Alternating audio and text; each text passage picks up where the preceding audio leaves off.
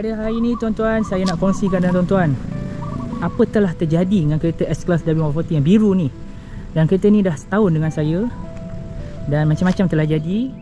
Okey tuan-tuan, saya nak kongsikan pertama sekali macam mana saya dapat jumpa kereta ni nak jual. Pada tahun lepas, saya nampak ada orang nak jual 140. Dalam gambar, luar dalam biasa saja. Dia nampak macam 140 lain. Dalam dia ada kusam sikit lah. Leather dia nampak ada macam gelap-gelap. Jadi saya pun ambil peluang untuk tanya.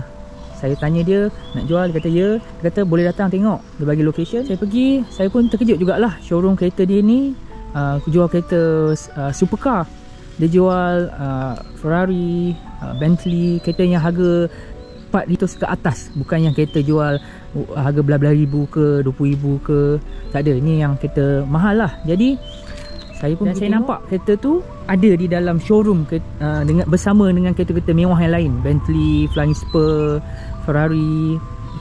Jadi saya pun terkejut jugalah, kereta ni walaupun dah lama ada bersama dengan kereta yang mewah lain yang baru-baru kan. Jadi saya tengok je dalam hati saya, dia kata kereta ni memang good condition walaupun dalam gambar nampak biasa. Sebabnya diletak dalam showroom tu, saya tengok cat dia memang cantik. Saya buka pintu je, saya dah berbau leather Mercedes-Benz lama ni. Maknanya leather dia original. Bila original, bau tu akan kuat. Kalau leather dah tukar, bau tu lain dan kurang kuat lah macam original. Maka saya pun tengok, saya tanya dia berapa owner. Dia ada satu owner. Dan saya tanya kenapa jual. Dia kata sebab dia dah tak pakai. Dan owner dia dulu pakai, selalu pakai, doktor selalu pakai, selalu bawa. Saya dengar bunyi engine dia bunyi good condition lah, dengan mileage dia baru 128,000 lebih kilometer. Rendah jugalah untuk model 140 yang ni dah tahun 1999. Dan saya tengok memang elok. Dan yang paling saya terkejut, alarm sistem masih original. Kebanyakan semua dah rosak ataupun dah tukar. Jadi itu yang memang saya nak cari pun, nak cari yang original. Jadi saya teliti semua, saya buka sini, buka boot, buka pintu apa semua. Saya tanya dia kunci alarm sistem ada, dia kata ada. Dan saya tanya dia boleh test drive. Dia kata boleh je test drive. Saya pun okey lah, maknanya memang betul lah dia nak jual. Dan dia kata dia cuma tolong owner tu jual, sebabnya dia tak jual kereta-kereta yang lama atau, yelah kita faham lah, kereta lama, kereta murah lah untuk diorang. Sebab diorang jual kereta yang beratus ribu, dekat setengah juta harga, bukan jual kereta yang macam ni, kereta puluh-puluh ribu ke, murah lah kan. Tapi dilayan jugalah sebab owner tu memang kawan baik dia, jadi dia tolong jual. Jadi saya bawa, saya test, memang sedap lah. Sebab memang condition elok lagi, walaupun dalam gambar nampak biasa saja. Jadi masa saya test drive tu pun dia punya driver pun kata kereta nampak elok lagi. Dia kata dia bawa pun memang sedap. Dia kata bawa macam kereta baru lah, walaupun kereta dah berusia lebih daripada 20 tahun. Dan saya test drive, saya apa semua. Tapi itulah dia ada tapi dia. Walaupun dia cantik, tapi dia tu iaitu masa saya test drive, saya dah tahu apa saya nak kena buat bila test drive. Sebab ni 5 speed. 5 speed ni di elektronik, gearbox. So saya nak tahu sama ada gearbox saya okey ke tak. Saya masukkan gear, start dengan 1, 2, 3, 4, lepas tu masuk D. Kalau semua gear dia tukar, tak ada masalah, tak apa. Tapi macam ni, dia gear start ke gear 2 ke 3, lepas tu dia tak tukar. Maknanya saya satu gear je. Itu ada problem. Jadi saya nampak lah ada problem tu. Kedua adalah engine mounting, gearbox mounting. Dia ada gegar, ada vibration bila bawa. Selain daripada tu, tak ada sangat lah. Semua tak ada bunyi-bunyi, tak ada apa, cuma ada vibration sikit. Dan gearbox tu lah yang paling boleh ketara lah, boleh nampak gear tak tukar. Dan lepas dah test drive, saya cakap dengan dia, saya memang minat. Alhamdulillah, rezeki saya. Dia call balik, dia kata masih berminat ke? Saya cakap memang minat. Atau datang showroom, bincang-bincang apa semua. Dia kata ambil masa untuk buat JPJ, tukar nama lah apa. Lepas dah settle semua tu, dah kat tangan saya, dia beritahu saya gear dia masih macam tu. Saya cakap tak apa, asalkan jangan bawa laju atau jangan lanyak sangat lah. Sebab dah tahu gear tu dah masuk limp home mode, satu gear je. Kedua, saya cakap dengan dia, alarm sistem tu jangan usik. Sebab kadang-kadang ada orang dia ingat alarm sistem rosak, so dia tukar lain. Saya tak nak, saya nak original alarm sistem. Jadi saya cakap biar macam tu. Mungkin key fob dia perlukan bateri. Dia bagi kunci kat saya ada 2. Maknanya memang jagalah kereta ni, key fob mana 2. Dokumen semua ada daripada tahun 1999. buku manual, service booklet, semua cukup. Tools apa semua ada. Dan seterusnya dia offer dengan saya, boleh ke nak bawa sendiri ataupun dia orang minta tow truck dia, tow naik atas truck tu, hantar ke rumah terus. Dia punya servis memang tip top. Kalau siapa nak beli kereta mewah ke, kereta yalah yang harga ratus ribu, memang cari flying spur ke apa ke, boleh tanya dia. Dan boleh tengok Instagram dia. Saya rasa nama dia Corsa Import. Dan saya beritahu ni bukan saya dapat commission ke apa, memang tak ada apa pun. Dan dia memang bagi servis tip top, servis 5 star lah. Sebab kalau kedai lain dah beli, lantak lah, pandai-pandai lah urus sendiri kan. Dia offer untuk nak panggil tow truck, hantar ke rumah supaya saya tak ada masalah apa-apa. Dan saya cakap tak apa, saya nak bawa balik sendiri. Sebab saya dah semangat kan, W140 ni kan dah ada kan. Walaupun gear dia ada satu je, saya bawa jugalah ke rumah. Dan tuan-tuan boleh tengok gambar-gambar yang saya ambil masa kat showroom.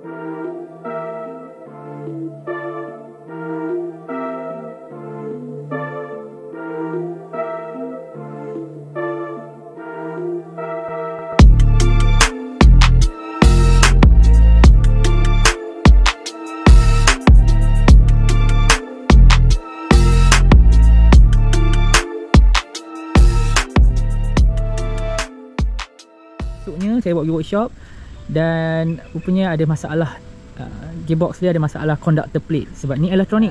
Jadi conductor plate tu dia ada crack. Kalau tuan-tuan tengok gambar saya post ni, crack sikit pun, kalau crack dia akan buat gearbox jadi haywire. Gear akan start satu, gear tak tukar, benda-benda macam tu. Itu sebab itu saya cakap elektronik gearbox ni dia sensitif sikit, benda-benda macam ni. Kalau macam gearbox 4 speed tu, dia memang lasak. Dia tak ada masalah elektronik macam kereta ni.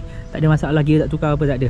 Asalkan minyak tukar, jaga, dia okey. Macam ni dia kena lebihkan jaga untuk elektronik ni. Jadi saya buat tu, nanti tuan-tuan tengok build dia, bahagian maintenance. Bahagian luar ni walaupun tuan-tuan nampak cantik, tapi ada cacat celah dia. Jadi saya tunjuk satu persatu sekali. Di bahagian depan ni, kalau tuan-tuan tengok, di bahagian bumper bawah ni, tuan-tuan akan nampak ada calar. Saya terlanggar sesuatu di lebuh raya. Dan pada masa tu saya tengah memandu, ada sesuatu benda di tengah jalan saya tak dapat nak elak. Jadi saya terlanggar, jadi macam tu. Dan kedua adalah di windscreen depan ni, iaitu stone chip. Stone chip tu adalah batu daripada kereta hadapan. Dia melantun kena cermin, jadi dia ada chip kat sini. Jadi bila kena macam ni, saya sementara nak hantar ni, saya letak tape dulu supaya dia tak merebak. Sebab saya tahu benda ni kalau biar, nanti dia akan merebak, nanti kena tukar. Sebenarnya boleh repair benda ni, harga pun tak adalah mahal, bawah RM200 tak silap saya. Jadi itu saya akan uruskan. Dan ketiga adalah di bahagian belakang. Di bahagian belakang ni terjadi di rumah, walaupun kereta tak bawa, tapi benda nak jadi kan. Jadi saya perasan di bahagian belakang ni, bahagian boot ni, ada kesan calar yang amat dalam pada saya. Sebab sebelum ni tak ada, jadi dah jadi pun, jadi saya tak boleh buat apa, kena hantar repair. Dan dia memanglah dalam. Benda macam ni kadang-kadang kita jaga, tapi kadang-kadang benda nak jadi, orang lain tak sengaja ke apa, nak buat macam mana. Jadi kenalah bersabar. Dan seterusnya kita akan ke bahagian maintenance kereta ni. Dalam masa setahun kereta ni dengan saya, jumlah semua sekali repair, buat detailing apa semua sekali dalam 5,000 lebih. Jadi pertama saya akan tunjuk bil-bil yang ada di dalam bahagian boot ni. Pertama sekali, bil saya akan mula dengan belakang ni dahulu. Yang ini adalah vacuum line joint. Kalau tuan-tuan tengok, ni RM50. Saya beli spare. Ini vacuum line untuk boot. Kedua adalah ini, iaitu bottom radiator hose, hose depan, dan coolant blue 1 liter. Hose saja RM55, coolant RM26. Total RM81.90. Yang ni pun hose juga, hose ke water pump. Saya dapat murah juga, RM18. Kedai lain saya dapat RM40. Jadi kedai ni saya dapat agak murah. Seterusnya engine mounting. 140 engine mounting untuk S280, S220 yang pakai enjin M104 ni. Berharga RM185 satu, darab 2 jadi RM370. Dan logo belakang ni, logo dia tertanggal. Saya beli dengan dia di kedai automatic ni, berharga RM50. Turn switch ni adalah tempat on switch, light switch tu dah tak apa smooth, dah tak elok lagi, boleh on off, tapi saya nak tukar, RM130. Transmission mounting RM75. Total RM625. Terusnya belt tensioner pulley, harga RM410. Ni barang saja saya beli ya, ni belum masuk label. Ini minyak gearbox spare RM45. Terusnya ini indikator belah kanan depan RM80. Seterusnya coil spring punya rubber coil spring ni, getah dulu atas spring, berharga RM60. Satu RM30. Benda ni sebenarnya tak rosak, saya sendiri nak tukar sebab saya tak apa suka dia punya ride height dia agak rendah. Original dia datang dengan dot 2.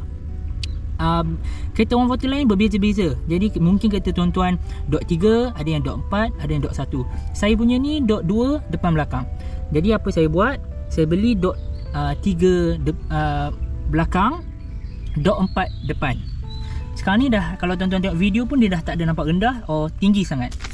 So ini barang dia, getah ni tuan-tuan boleh apa, kalau nak adjust tinggi rendah kereta tuan-tuan. Dan last kali bil yang kecil ni, injector pipe fuel ni yang ditulis ni 130 ni adalah fuel pressure regulator, tak silap nama dia barang tersebut. Dan barang ni adalah ada problem, iaitu bila nak panas, enjin panas dia susah start, banyak kali baru start. Bila sejuk dia senang start. Jadi saya beli barang ni. Dan kedua, fuel filter. Fuel filter ni RM45, total RM175. Fuel filter ni sebenarnya elok lagi. Masa yang bawa keluar daripada kereta ni, masa saya tukar, masih elok dan tak adalah kotor gelap macam air kopi. Bermakna owner sebelum ni dah pernah tukar. Tapi saya tukar juga sebabnya ini saya nak beritahu kenapa barang-barang ada yang tak boleh tukar, saya tukar juga. Dan kenapa kos dia agak mahal, walaupun ada yang kata kos 140 ni murah saja, macam kos maintenance Proton ke apa ke. Tapi saya buat jadi kos mahal ni adalah sebab preventive maintenance. Sebab saya nak kereta selalu dalam condition yang tip top. Sebab saya bawa outstation ke jauh, saya tak ada risau, saya hati senang sebab saya tahu apa saya dah buat. Jadi maka ini dia, ini interior upholstery cleaning yang hari tu tuan-tuan tengok detailing tu. Buat detailing interior RM350, buat custom made carpet RM280, dan yang ni RM200 color restoration, total RM830 untuk bagi lebih cantik apa semua ni. Seterusnya label buat coolant leak yang radiator hose RM106. Label tukar coil spring rubber RM50. Replace exhaust sensor berharga RM50, iaitu auto sensor saya tukar. Yang build auto sensor saya tak ada sekarang ni. So auto sensor dalam 150 ke 250 tak silap saya. Dan total yang ni 159. Belt yang saya dah beli barang tu 100. Seterusnya, inilah bil yang mahal sikit, iaitu termasuk preventive maintenance saya yang pertama sekali. Yang atas ni semua label. Saya pergi ke barang dulu. Engine oil. Kali ni saya barang semua saya bagi workshop beli. Saya tak beli beli sendiri.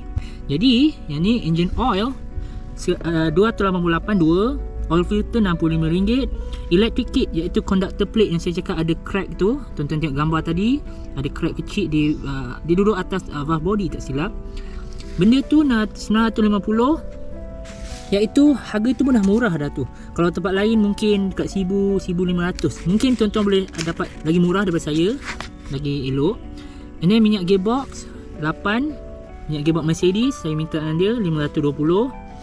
Gearbox filter 100, gearbox gasket RM90, washer RM10, coolant original saya beli lagi coolant RM60, belting tu dia, belting daripada workshop RM95. Steering oil, yang ni pun preventive maintenance, iaitu power steering oil jarang orang nak tukar melainkan ada problem ke apa ataupun dah kering. Saya tukar walaupun minyak dia masih merah sebagai preventive maintenance saya, iaitu steering oil RM20 Shell.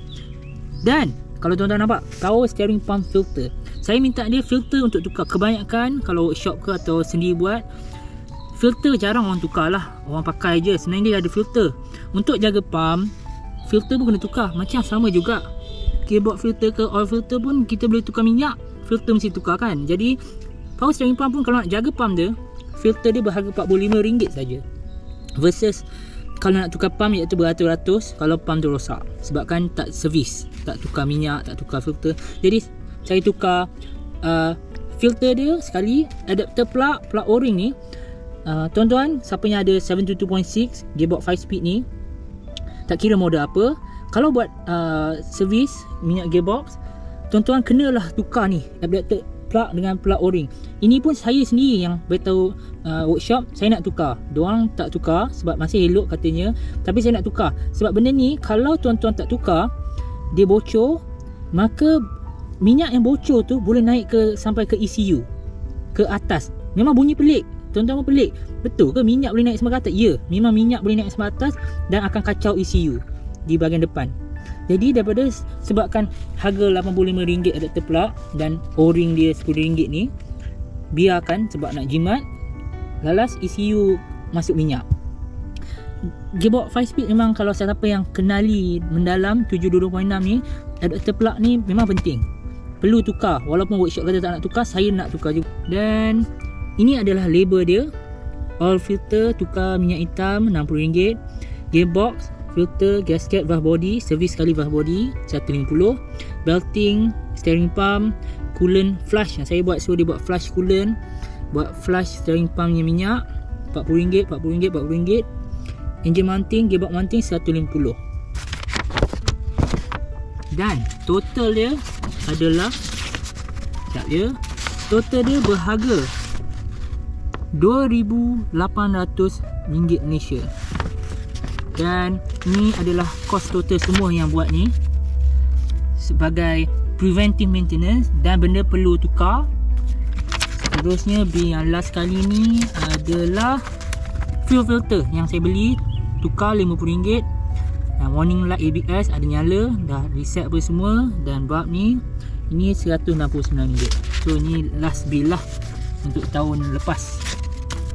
Jadi tuan-tuan, bil-bil yang saya ada ni sebenarnya yang buat jadi mahal adalah disebabkan preventive maintenance. Kalau ikutkan tuan-tuan, kalau nak jimat, beli barang sendiri atau buat sendiri, DIY sendiri, maka lebih jimat lah.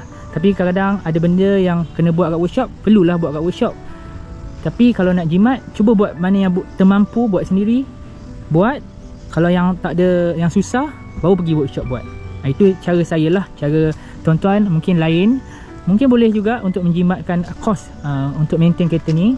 Tapi apa yang saya boleh beritahu, maintenance S-Class ni walaupun dia dah boleh beli harga sekitar 8,000, bawah 10,000 pun boleh dapat. tetapi maintenance dia tetap maintenance S-Class lah. Kalau dibandingkan E-Class memang beza lah. Walaupun kadang kita tengok barang dia sama, barang yang nak beli tu sama dengan model C-Class, E-Class, tapi bila kita pergi kedai, cakap dengan kedai nak barang W140 sekian, maka harga pun up 2 kali ganda. Ini selalu terjadi kepada owner S-Class W140. Tak percaya, tanyalah owner S-Class W140 yang beli barang sendiri. Dah tahu, dah kena dah. Bila tanya barang 140, harga 2 kali ganda. Bila tanya harga E-Class atau C-Class, harga dia biasa. Jadi itulah dia reality mempunyai S-Class W140 ni. Sampai di sini saja pada hari ini berkenaan S-Class W140 selama setahun memakainya, dan macam-macam dah terjadi. Seperti biasa tuan-tuan, jangan lupa untuk tekan like, share dan juga subscribe ke channel ini.